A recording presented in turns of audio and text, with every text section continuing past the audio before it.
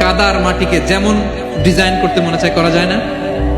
একই কাদা মাটি দিয়ে বল বানানো যায়, ঘর বানানো যায়, পুতুল বানানো যায়, ওই এটা বানানো যায়, অনেক কিছু বানানো যায়। কিন্তু এটা যখন শুকিয়ে শক্ত হয়ে যায় আর কিছু করা যায়?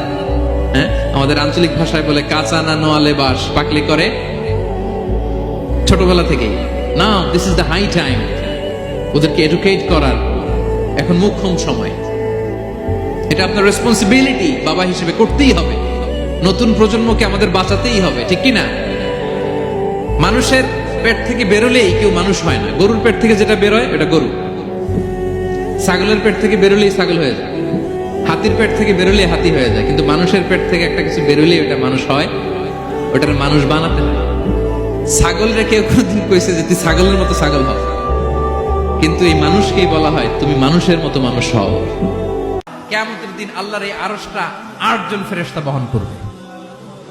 আরশ বহনের জন্য আল্লাহর ফেরেশতা লাগে না, কোনো কাজের জন্যই আল্লাহর ফেরেশতা লাগে না। আল্লাহ বলে কুন ফায়াকুন, হয়ে যায়। তারপরে আল্লাহ নিয়োজিত রেখেছেন।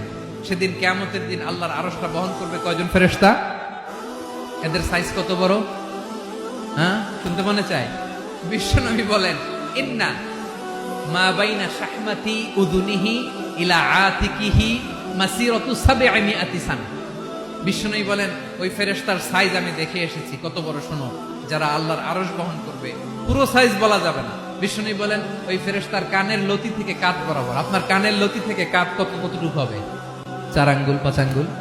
বিশ্বনবী বলেন যে 8 জন ফেরেশতা কিয়ামতের দিন আল্লাহর আরশের পায়া ধরে থাকবে, ওই ফেরেশতাগুলোর কানের লতি থেকে কাঁধ বরাবর আসতে সবচেয়ে দ্রুতগামী যানবাহন, পৃথিবীতে সবচেয়ে দ্রুত চলে আলোর ফোটন।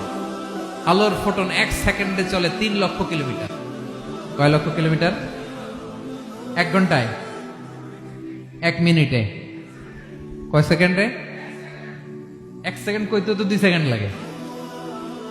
1 সেকেন্ডে আলোর ফোটন, আলোর কণা ছুটে 3 লক্ষ কিলোমিটার বেগে। বিষ্ণুই বলেন এরকম যানবাহন দিয়ে যেটা সেকেন্ডে 3 লক্ষ কিলোমিটার বেগে ছুটে, এরকম দ্রুত যদি কেউ ছুটে তাহলে ওই ফেরেশতার কানের লতি থেকে কাঁধ বরাবর আসতে 700 বছর সময় লাগবে।